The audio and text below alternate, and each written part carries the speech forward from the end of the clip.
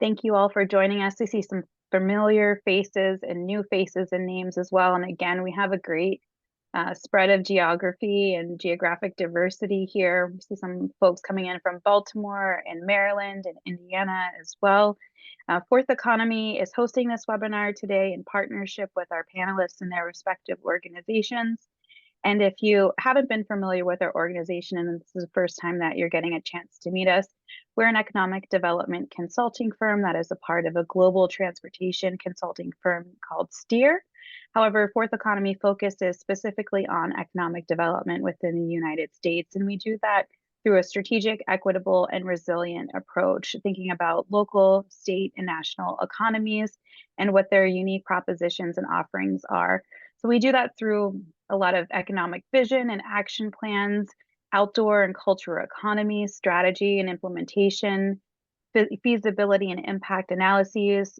We've been doing a lot of work in the climate change and economic impact analysis, workforce, affordable housing, childcare, industry and market trend forecasting. And we really pride ourselves on having a holistic look at both the data analytical side, but also the qualitative human resources capacity piece and community engagement as well. So we're really excited to have you all here today. I'm going to pass it to my colleague, Chris, who's going to talk a little bit for how this conversation was inspired and something that he's been working on, and then we'll get started. Thanks, Sally. Chris Worley, a director at Fourth Economy. I wanted to give a brief pitch about our Equitable Community Planning Toolkit. Equity has always been a core tenet and central value to Fourth Economy and our strategic planning and community development work. In 2019, we released our first version of a toolkit that was based around equitable community planning.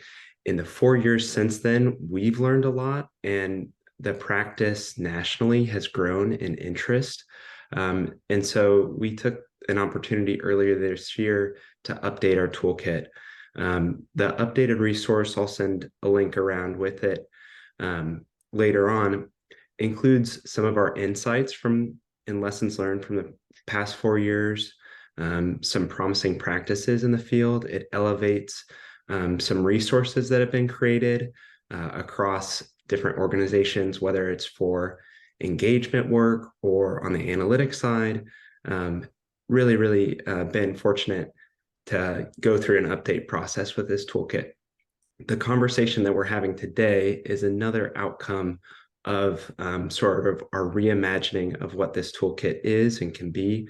We see this as a live document and also see webinars like this one as part of that larger conversation. And so I'm really excited to have the panelists and the experts today start to introduce themselves. And I'm going to throw it to Dr. Rogers to kick us off with introductions.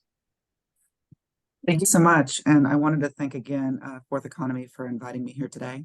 My name is Dr. Rihanna Rogers, and I'm the director for the Center to Advance Racial Equity Policy at the RAND Corporation. For those who are unfamiliar with RAND, it was started as the US government's think tank in World War II.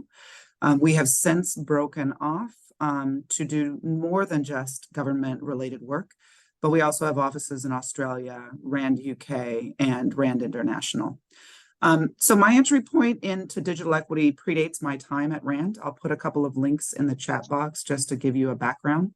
I was professor for 22 years, and part of my research area of expertise was digital equity. I used to teach courses in digital culture. When I was in the SUNY system, so in New York, I had a 7.5-year appointment as a online international excellence teaching fellow in online learning. So I've been developing methods, ways to approach online learning for quite some time. I was teaching online long before kind of COVID, so I started teaching back in the early 2000s online. And I actually piloted a lot of resources. So inside of the chat box, you'll see really quickly, I sat on Governor Cuomo's Digital Equity Council, helped kind of when COVID occurred, discuss what digital equity meant, one of the only states to do that at the beginning of COVID. And since my time at coming to RAND, I have a digital equity thread where we conduct research. So those latter two links, you'll see some, but I'm happy to share a little bit more as we move forward. Thanks.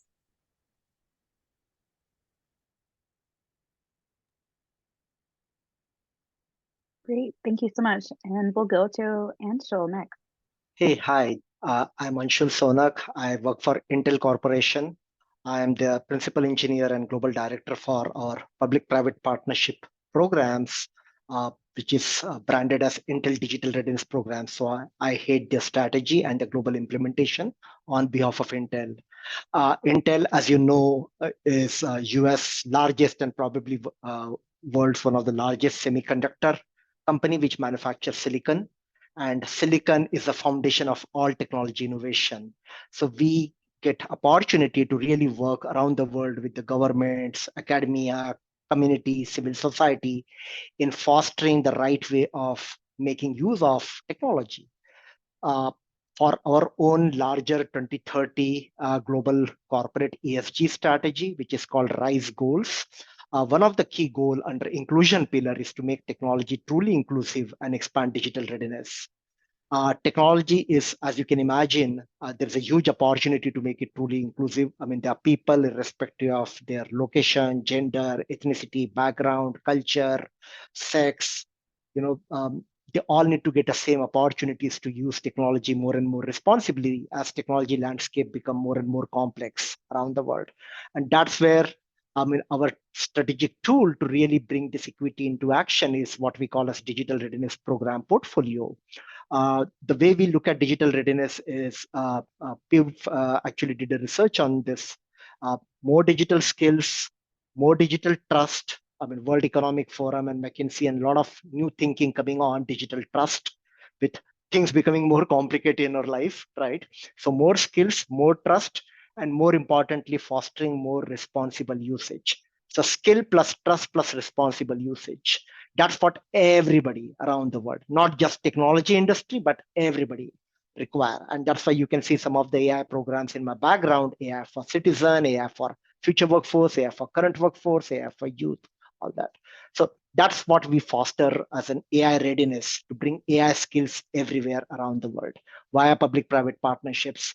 And then what we care about is what people do, what's the outcome, what's the impact, and how can we scale it out for the wider countries, wider societies. So that's my priority. Thank you. Great. Thank you so much. And we'll pass it to Dennis Trinkle. Thanks. Good afternoon, everyone. Great to be with you. I'm Dennis Trinkle, Senior Vice President for Talent Strategy and Partnerships with TechPoint.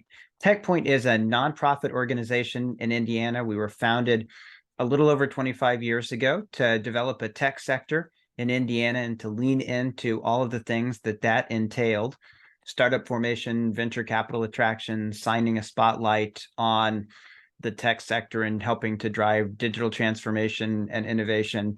And especially talent. Even 25 years ago, talent was an emerging and important issue. Fast forward 25 years, we are now not only about the tech sector, but about building an entrepreneurial and innovation ecosystem in Indiana. Every company is a tech-informed company, and 92% of jobs rest on a bed of digital skills.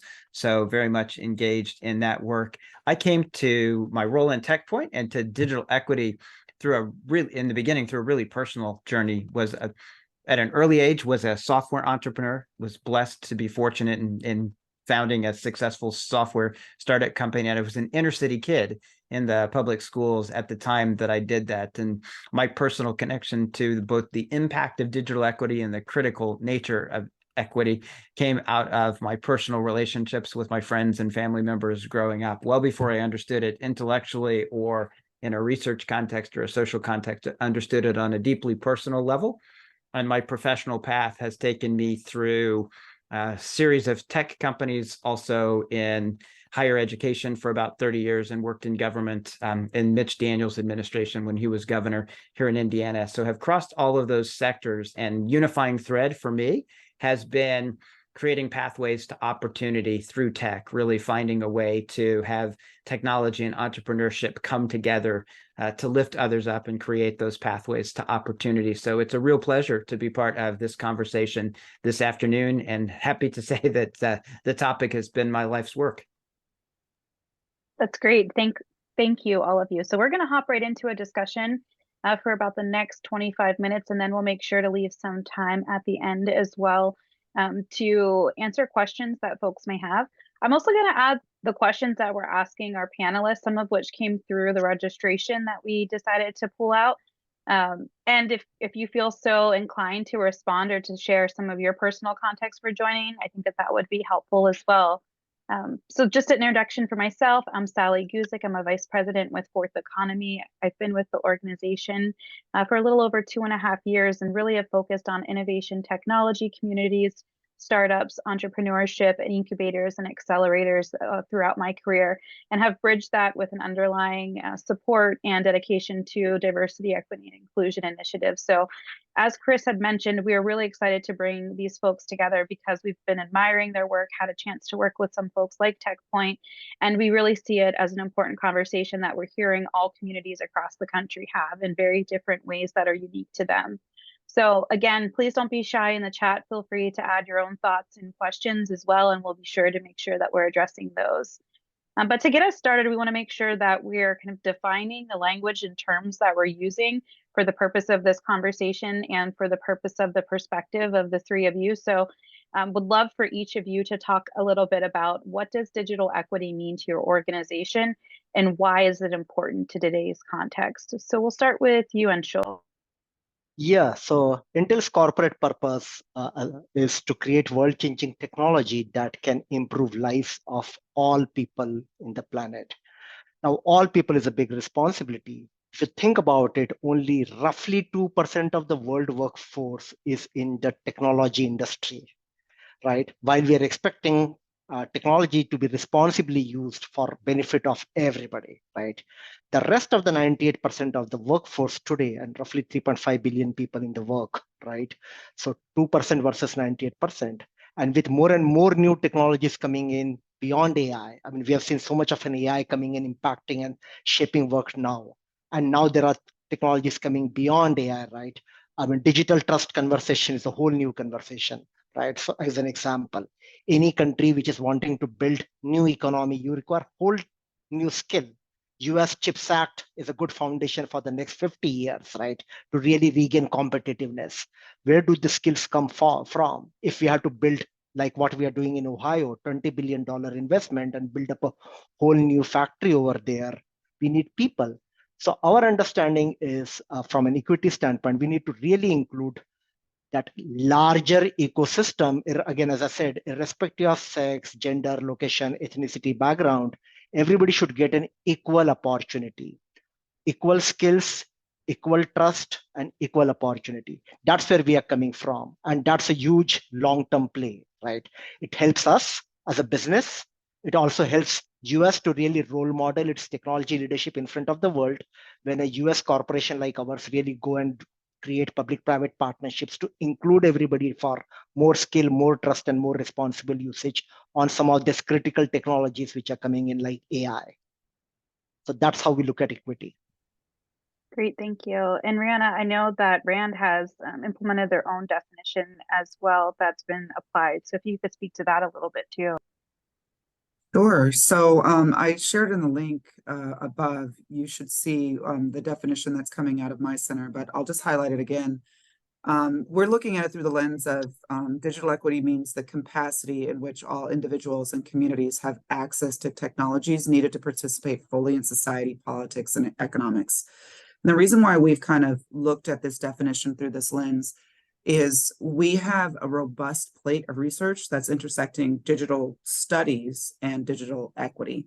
One of those earlier links that you saw above is the repository of our digital equity research. So you'll see journal articles, reports, a variety of things.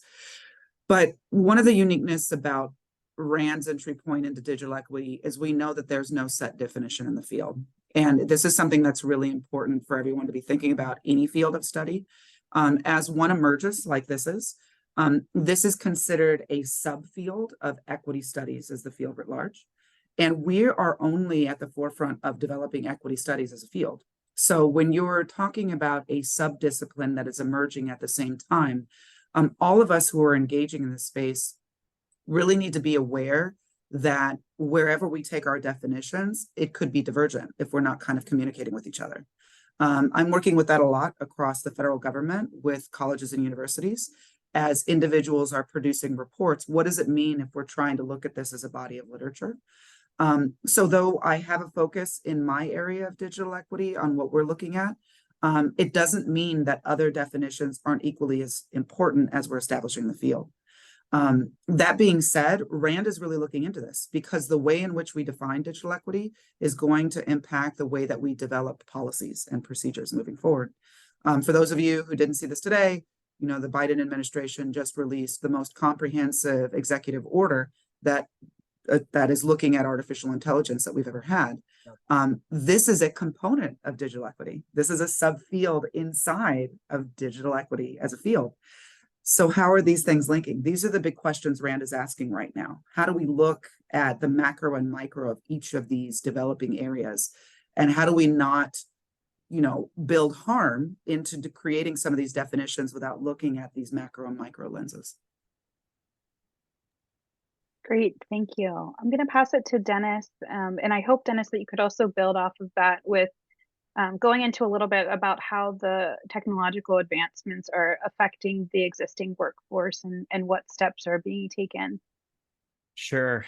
Yeah, happy to, Sally. So I'll give a practical definition to complement our first two panelists. Would double click and agree with everything that they said, and the importance of those frameworks. In my entry remarks, I mentioned 92% of jobs today require digital fluency. 100% of individuals require digital access and digital fluency to be able to engage in their community, in the workforce, and society overall. So I think we would frame digital equity as not only fair and just access to the technologies, that's absolutely essential, but also to the training and the supports that allow one to make intentional use of those technologies, that equal access to the capacity to understand and make use of technology is just as foundational, as important as having access to those information or digital technologies. And then I think what Dr. Rogers is alluding to, just as important today is the recognition that these individual technologies collectively represent systems, and the technologies themselves and that the technologies together create systems that have embedded values. And we talk a lot about bias within the technologies. You can't eliminate the bias, it's weighted probabilities, but what we have to do is make that visible and make sure that the biases are intentional. They're there because they represent the values and they're slanted in the direction of digital equity and what we perceive as equity. So in that case, I would say that my quick definition would be the digital equity is the access to the technologies, to the learning and the training that's necessary to understand and make use of them, and then a recognition and an engagement in ongoing public and community and policy discussions about those systems to make sure that they are being designed, developed, and implemented in ways that reflect our collective values. So stepping back from that, I would say that we are really on the precipice of what I think, in debatable point, but is going to be a remarkable, unprecedented period of technological change for us. Talking about AI and AI-enabled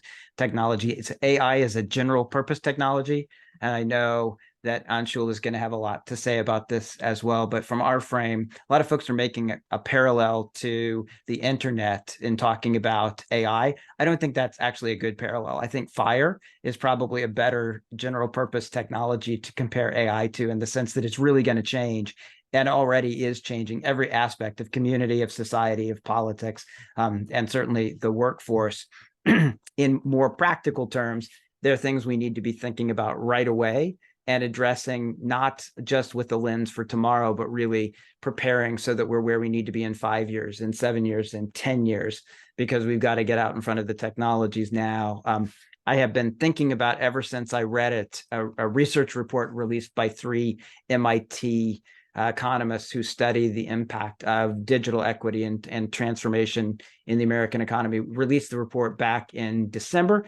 And it found that 75% of current income inequality, I think they make a compelling case that 75% of current income inequality in the United States can be traced back to the waves of automation and technological change in the 70s, 80s, and early 90s. And importantly, our failure as a country to address reskilling and upskilling, help individuals create new identities driven by that technical change. We're about to go through a wave of change that will be even broader and more impactful than the change that we saw in the 70s, 80s, and 90s. So I love the topic today that we're not talking about the coming digital transformation. We're talking about the fact that the workforce is already transforming. And I think that's the perfect anchor for thinking about it. We're going to see really significant change driven by current technologies. And we need to be not only thinking about what we need to do tomorrow, but starting to plan the steps that will get us where we need to be in 5 years, 7 years, 10 years. That's great. Thank you. I'm going to ask a follow-up question to Anshul, and then I'm going to ask Rihanna, if you could take a look at the chat. There's an interesting kind of question statement pose that I think would be helpful to have your perspective as well. Kind of building off of what Dennis said, Anshul, can you talk a little bit about how organizations are thinking about some of those like internal policies that are going to be promoting equity? And then I think we can kind of tap back over to this comment in the chat and talking through some of those pieces too. Sure. So you're talking of internal policies to promote equity, right? Especially for a large tech company like ours, there has to be a well-defined principle around, let's say, AI, right? How to make it really responsible and accessible for all. So if you look at Intel's corporate strategy, really, this is called out as one of the top items, bringing AI everywhere. And when we say AI everywhere, there are multiple aspects to it. There's a hardware, software, technology aspect to it, but the people, the skills, and the training aspect is equally important. So for our own internal ethical, and the policy formation perspective, when we look at our own 2030 RISE goals or ESG goals, we said that we want to make technology truly inclusive and expand digital readiness for all by really providing AI training and AI skills for the work, as all work will require more and more AI skills. So we put up a numerical, measurable engineering company, so engineering kind of a goal. We said that in 30 countries, we will form public-private partnership to enable 30,000 institutions, which is schools, colleges, community colleges, vocational schools, and in turn, train 30 million people for current and future jobs on AI. So we are actually measuring ourselves. If we go to our corporate responsibility report, every year we publish a number. We were the first one, and now rest of the industry ecosystem, other peer tech companies, we are asking them to follow the same pattern, right?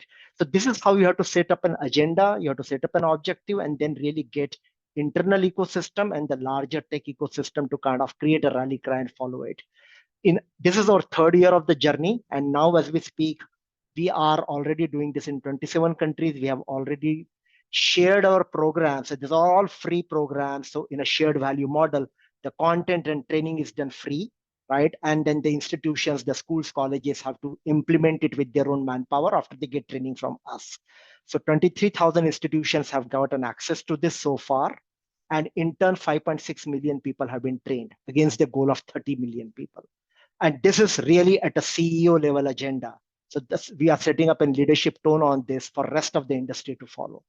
Right? So that's how we look at it.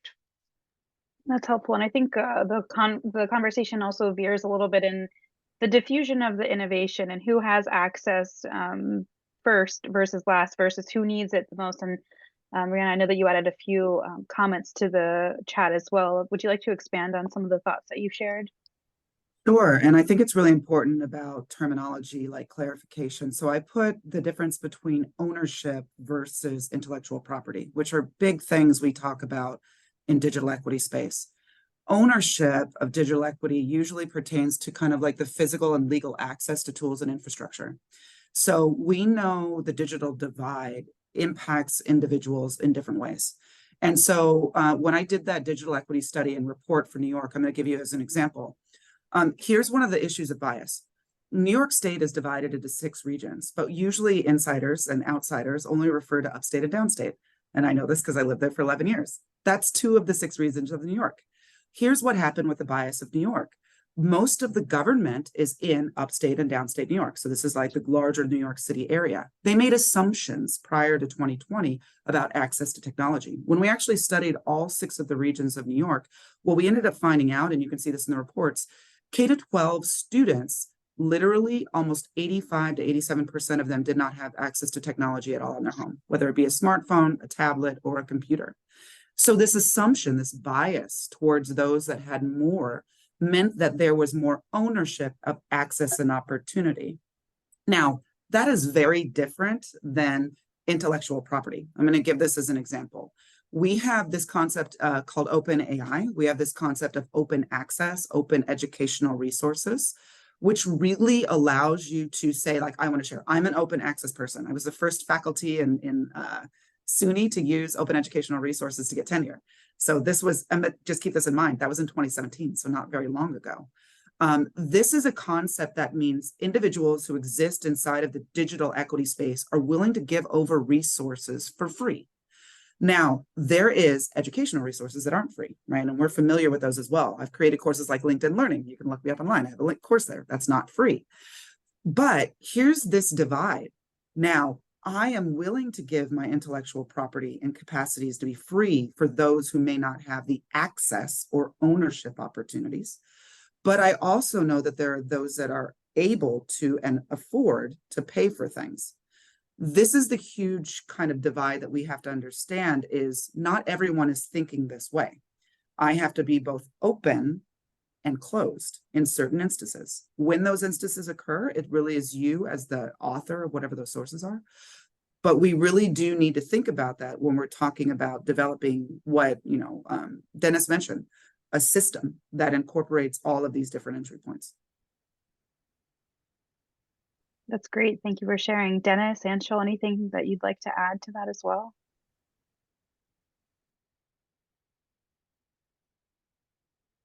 No, I'm good here. Yeah. Okay. So kind of giving a little bit of space to talk about what is going well and what's working. I think we wanted to dig into a little bit of what are some of the successful case studies or initiatives that have really started to make a stride in addressing digital equity, and what are you all seeing as kind of forthcoming as well? I think we have a lot of folks on the call that are either direct service providers or practitioners in some sense, and so they're looking for real life applicable solutions that they can kind of take back with them.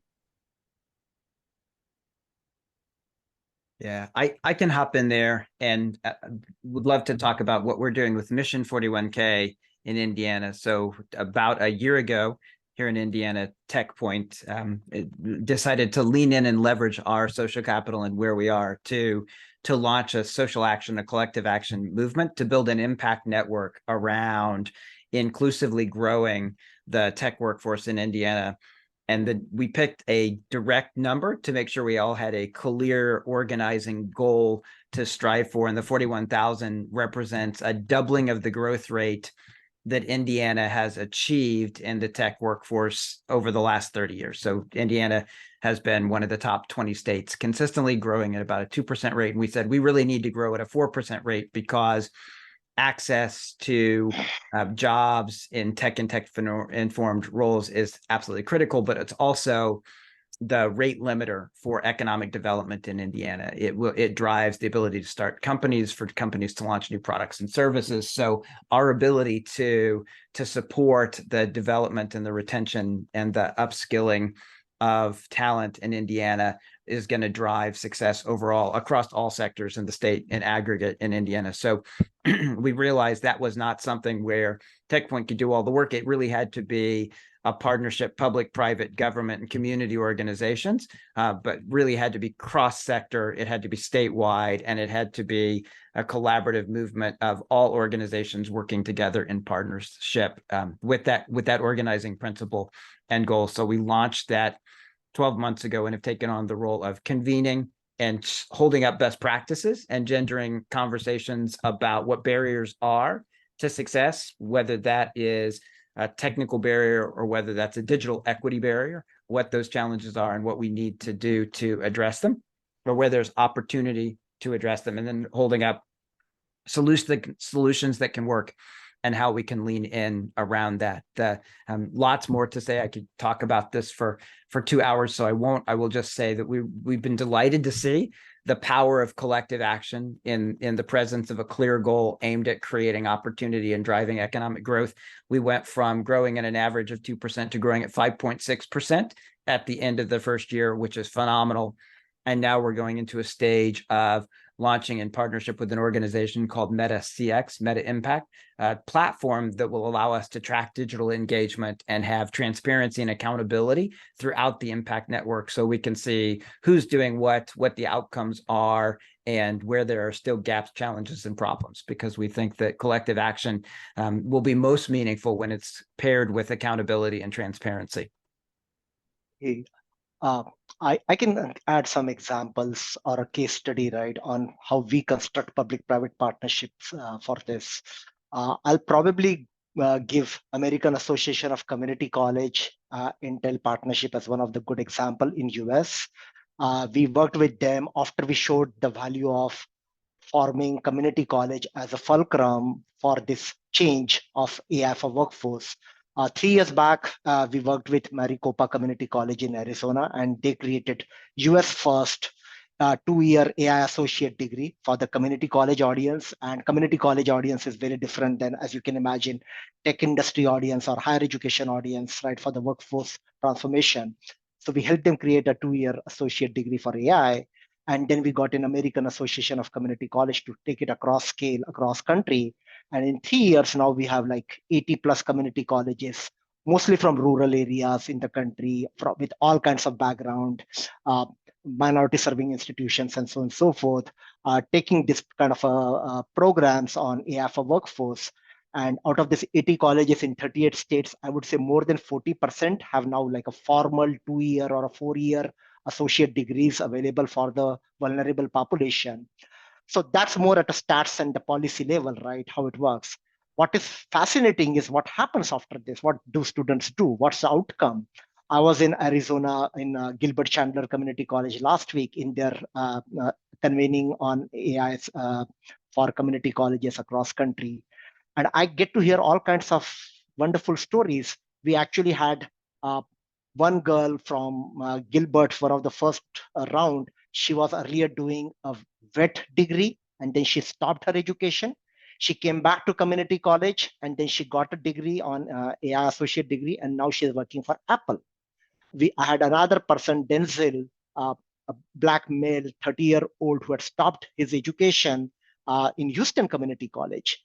He came back and signed up for this, and now he's working with CDI in Washington, D.C., advising White House and other policymakers on ethical AI, right? I can give you a lot, right? I had a 51-year-old lady, Dina, who came, and she was a first-time learner, an administrative assistant, and now she created an AI model to predict industrial hazard in a factory setup when there is no GPS signal. So imagine a 51-year-old lady creating it, right? So these are the kind of stories which you have to share more and more. We actually got a few students who said that they have started working as a plumber in their own communities with AI now, right? This is exactly how the future of work will shape, right?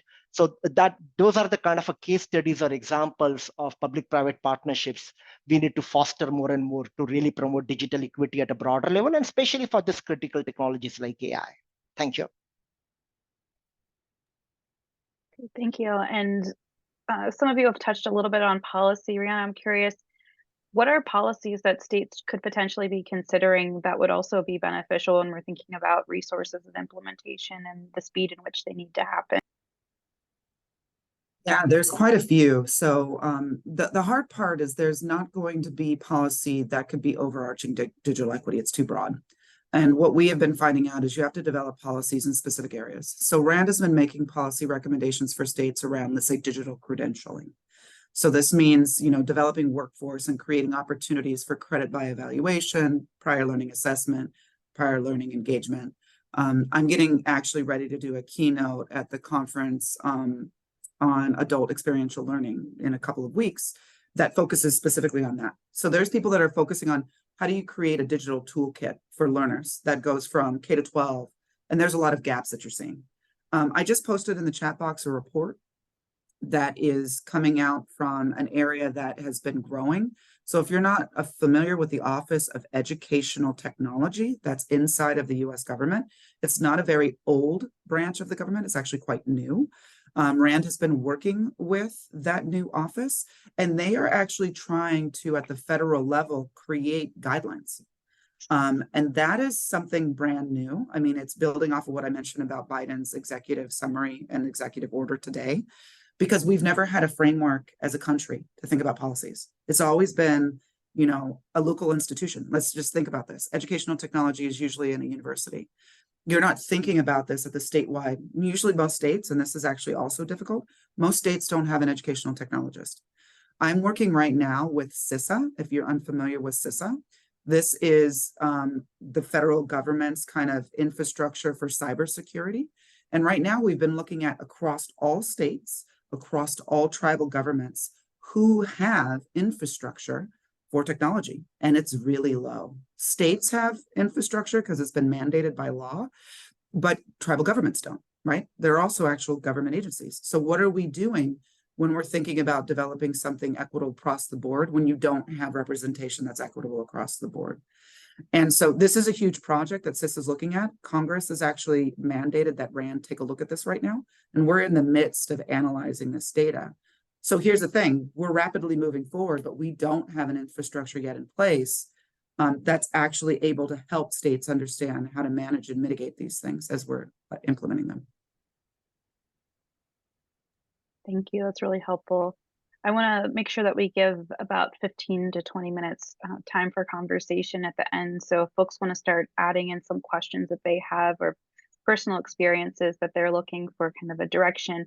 And while you all are doing that, I think another final follow-up question is, what are some of the trends, if you could forecast some things that you think are going to be upcoming in terms of challenges or opportunities that communities will face that may not quite hit yet, but should also be on folks' radar?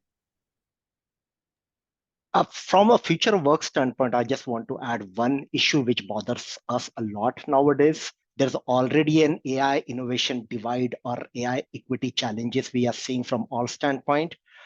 Think about all jobs will require AI skills, but we also are seeing that all jobs will require green skills, sustainability skills more and more. Those skills are not yet out there in hands of people. So you already have one issue or one big divide shaping up. And on top of it, with more and more regulations around the world for the work and the industries and the livelihood and entrepreneurship, more and more sustainability requirement coming out, right? The divide will only grow. So how do we really bridge this whole new narrative that all jobs require digital AI skills as well as green skills, and they have to kind of come together so that people are really ready for the future, right? This is what worries us a lot. And what we are doing is we are, as a responsible corporation, creating programs, education, skilling, training programs for the institutions to be ready for it, right? Through multiple, courses, content, faculty trainings, and so on and so forth, so that they have those resources and tools available in their hand as much as possible. But this is one trend which I foresee coming more and more around green skills getting equally a significant attention, and it will become like a must-have. And that not available right now, not just in US, but around the world, will create a much bigger barrier for sustainable growth for everybody in the wider society. Yeah, I'll jump in and sort of piggyback on that and say, I think really important at local, state, and federal levels that we be thinking about systematic approaches to upskilling and reskilling.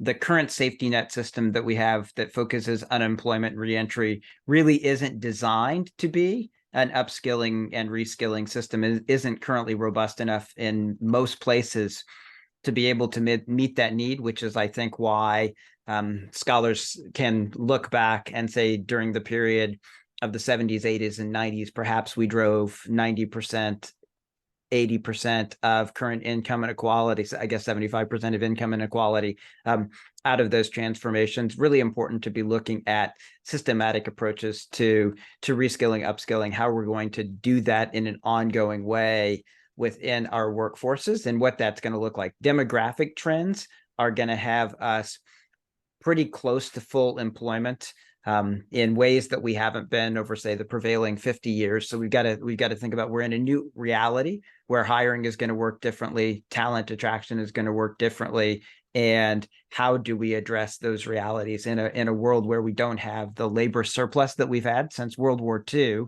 but instead have a skilled labor shortage.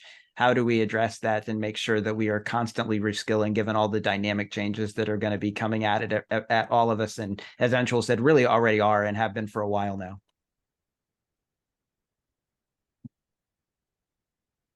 I will touch one more point on that. You said it very well, Dr. Dennis, right? The lifelong learning would probably the only major passport of your future success. How do we make sure, and some people understand it, but think about a wider community, the rural areas where opportunity is not there or even access is not there. How do we create policies, programs, platforms to really get everybody that equal opportunity to be a lifelong learner, right? With all this technology will keep on coming in more and more. Today it is AI, tomorrow it will be something else, right? So how do we really make sure that everybody gets this whole different mindset? The older days of learn to work is over, that you have go to school, you go to college, you do job number 1, job number 2 and retire, right? After 40, 50 years, those days are gone. Now it is learn, work, work, learn. It's a very seamless mesh, right? And the only way to get to ride on this mesh is be a true lifelong learner, right? And that's a very big challenge for the wider society or a culture, because we are not geared for it. We are not designed like that, right? Technology is revolutionary. People are revolutionary. That we cannot break. So we have to create new systems, new processes to really make sure everybody gets a fair chance to be a lifelong learner. And that's a true responsibility here. So I want to build off of that, because I'm going to put something also in the chat box too, and I put a couple of links, but the last one down there is from Inside Higher Education, and it's a concept called Office Street Smarts. So if you get a chance to look at this report, it was a study of 1,500 high schools and colleges about the skills gap that exists. And there's 8, if you scroll into that report, 8 identifiable areas that are large skills gap about the way that students perceive themselves entering into the workforce versus the way that employers see them entering the workforce. It's a really big gap. One of the things that's really important about how do you address that gap, because this is actually a gap for all students, not just those that are underrepresented. It's one of the reasons I highlighted a bit earlier in this, that I'm doing so much work at RAND in this space, because we're starting to see that skills gap is going to get larger, especially with what just happened with COVID. I'll just give this as an example. If you happen to be in a rural or underserved community and you didn't receive those technologies to get onboarded with coursework over the course of the 3 years that we went through COVID, that didn't mean that they weren't still graduating you upgrades. What it means is you have a generation for a 3-year block that know less information than the preceding generations because they were pushed through the education system. We are going to be impacted by this 3-year skills gap. And that's something that I'm looking at in RAND. What will that look like when Gen COVID, now called Gen Alpha, enters into the workforce in 5 to 10 years? What are the scaffolding needs that we are going to have to build in order to not just following with that report, which is going to become outdated, where we have gaps that already exist, they're going to get wider. And so what we have to understand is if we're not looking at this now, we're going to see not only a digital divide, we're going to see an opportunity gap that's going to get larger, where individuals who are, let's say, privileged to be those of us let's say 40 and older, who didn't have the same level of skills gap that those 40 and younger will see. And so these are the things that I would say beyond kind of the policies that I'm looking at in my center. And besides that, we're looking at recommendations, which is that future forecasting. What do we need to do right now in order to prevent the assumption that this next Gen Alpha generation or those in between are going to be able to respond to technology the same way that we do right now? We're finding that Gen Alpha is becoming digitally resistant. I was just on a call with somebody earlier today where people make this assumption that all the 4 younger generations, so there's 4, there's Zennials, which we also call geriatric millennials, there's millennials, there's Gen Z, and there's now Gen Alpha. Each one of these are distinct cultures. Each one of these interact with technology in a different way. But what's unfortunate right now is because of the older generations, they're looking at them as one cohort. They're not. And so we're disaggregating those generations at RAND right now. And it's really important because each one of them requires different policies and different recommendations. And I would challenge all of us to think that way too. That's really helpful. Thank you. I want to try to address some of these questions that are coming up. There's a few that I think are interrelated around how can we keep up with all of this information ourselves?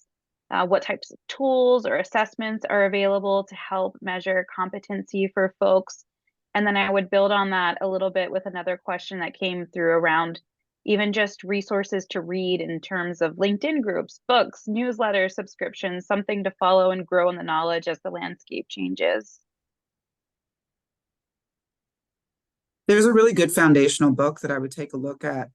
It's called Digital Culture by Geer, G-E-R-E. It's in its second edition. When I used to teach digital culture as a course, that was just a baseline book. One big thing that we don't tend to think about in technological development is that technology didn't just start with the internet. FYI, Rand helped invent the internet, if those of you don't know that, because we were part of the Department of Defense, so we'd created in the 60s. It didn't start there. Technology started with the 1800s. And so when Rand is looking at digital, that includes watches, that includes the locomotive, that includes everything that we've come up till today. One of the unfortunate things that we hear in technology today is we're not looking at the landscape of technology, because we can actually learn from the way that we interacted with technology in previous iterations to help us think about how do we address this one, rather than looking at this by itself. It's a point in time in our technological development. And that's what Rand really does, is we look back and we look forward. We hear that adage all the time that history repeats itself. It does. And the reason why we always find these so overwhelming is we're not very good at understanding the way we dealt with them before to avoid some of the errors and doing them again. We're doing them again right now. I could tell you a bunch of them. But yeah, I'll pause there. Yeah, and I will put in a plug, say, feel free to check out the techpoint.org website. We really have a focus on Indiana, but everything that we publish in terms of thought leadership and news digest is relevant in other states as well. We do a weekly screening of all of the major news feeds to try to capture what's most relevant for diverse stakeholders who are interested in how technology is shaping business, society, education, access, et cetera. So I put in a link for TechPoint Index and would say, feel free to check that out, whether you're from Indiana or not. Pretty good guidance there. And then since we come out of the tech sector, I will say, put in a plug for the TLDR reports. There are a bunch of them, and they do a nice job of pulling threads and digesting news resources that you can look at, whether you're interested in AI or the ethical component of technology, whatever special interest you have in technology. TLDR does a really nice job of feeding on a daily basis, a scraping of all of the information that's being published. That's great. And just a note, we're going to make sure that all of the resources that were shared today in the chat will be sent as a follow-up email by the end of this week. And we'll also have those questions available that came through in the chat as well to the panelists have a chance to respond with any additional resources. Another question came through that touches a little bit on thinking about the future workforce. What do K through 12 schools do, especially when they're funded by property income tax or, state and local taxes? And how do they ensure that they're not lagging behind on some of the adoption of these? That's our future workforce that we're kind of prepping right now. And how are folks thinking about that? Sure, if you wanted to go first, go ahead. Yeah, sure. Yeah. I'll give an example of what I'm seeing here in Orange County, LA, as a part of a National Talent Collaborative, which is one of our anchor partners, right? Future of work is a very important conversation, but this conversation should not be in the hands of industry or the policymaker. This conversation should be in the hand of an actual student, Gen Z and Z Alpha, as Dr. Rihanna said. I learned that as a new term, right? We have to bring their voice first.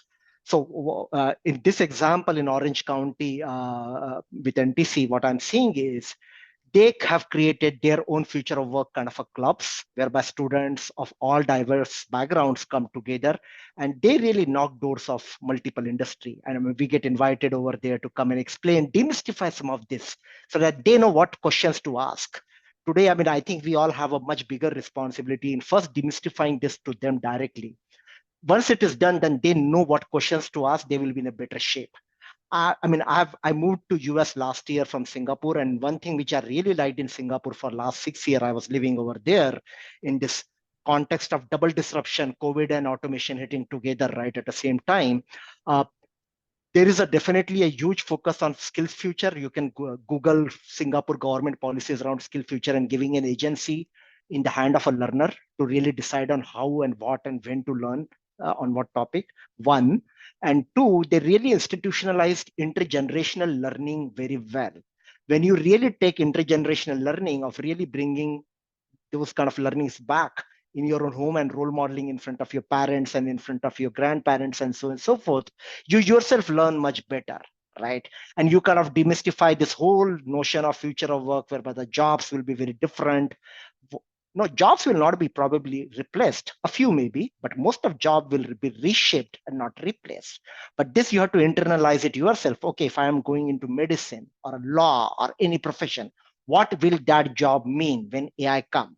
What does that reshaping mean? I think that agency has to be in the hand of a future learners too. But for that, we need to really demystify this and bring them into the conversation. That's what I would say. Hey, Anshul, I really appreciate that. And I want to share like one contrasting perspective. So I think you're right. In aggregate, there's going to be more jobs than ever for high skilled individuals, and all of us are going to find our jobs refashioned. But I also think it's really important that we not fall victim right now to the human tendency to say everything is going to be okay. Yeah, that's true. And it's just going to work out. Yep. And I had the honor of, so here's my quick data points. Had the honor of representing the United States at the Aspen Institute, Japan, and we looked at artificial intelligence and global 100 leaders in the room. Can't name any of them because of vows of confidence, but the top executives at the top global companies are intending to hold their head count flat to cut 30% over the next 5 years by using AI to eliminate positions and planning to reshape even more. So I think we have to embrace that reality as we think with eyes wide open about the necessary policy and community activities. You're so right. So jobless growth, job paradox is so real right now. I mean, companies will grow, economies will grow, but jobs are not growing, jobs may not grow. So the reshaping part is, okay, are you looking at a formal jobs the way it exists today? So it's not just a job is changing, it has to be totally reshaped. Entrepreneurship, for example, has to be reshaped. Livelihood, for example, has to be reshaped. What does it mean to a florist in my neighborhood who's running a regular florist shop? How do we help that florist learn this new skill and reshape a florist business so that she can do a better customer integration, better customer response, all that using AI? I think that's a conversation which is very important. Otherwise, you're right, the narrative out there from a standard defined industry and the defined work, yeah, it's a jobless growth. But that's not going to be enough for the society. So the reshaping responsibility has to be much wider. So I would just add to this too, and Dennis, it's great. I'm also connected to the Aspen Institute, so I actually did a project in this space for the Stevens Initiative post the Benghazi crisis. I'm actually going to share something in the chat box because I think this might be an interesting way to think about this.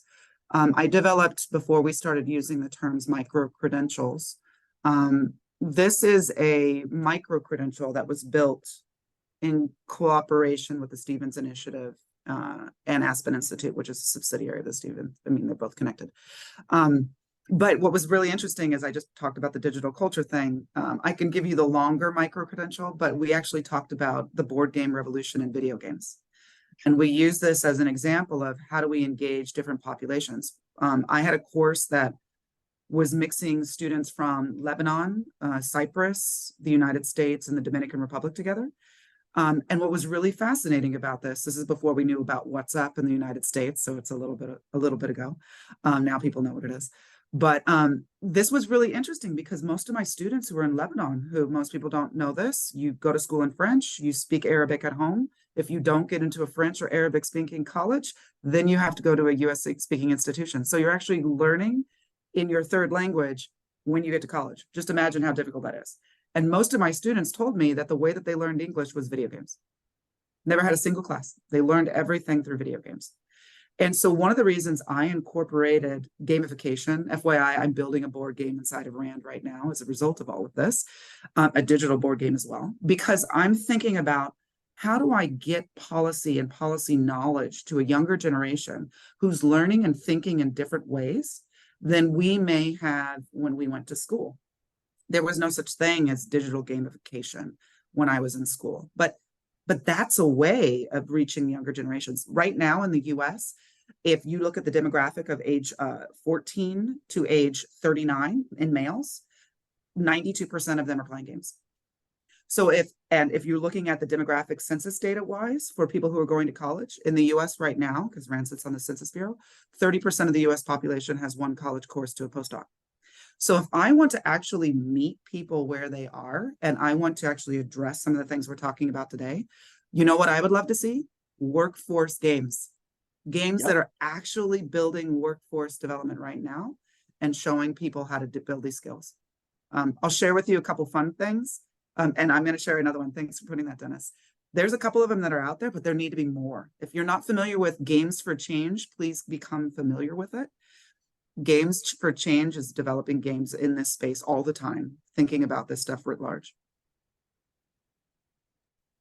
That's great. Thank you all. And I know that we're at time right now, and I think that this webinar wins for the most resources ever added to a chat during a webinar, which is great. And I think that's definitely the purpose of this, which is folks can walk away with several things to follow up on.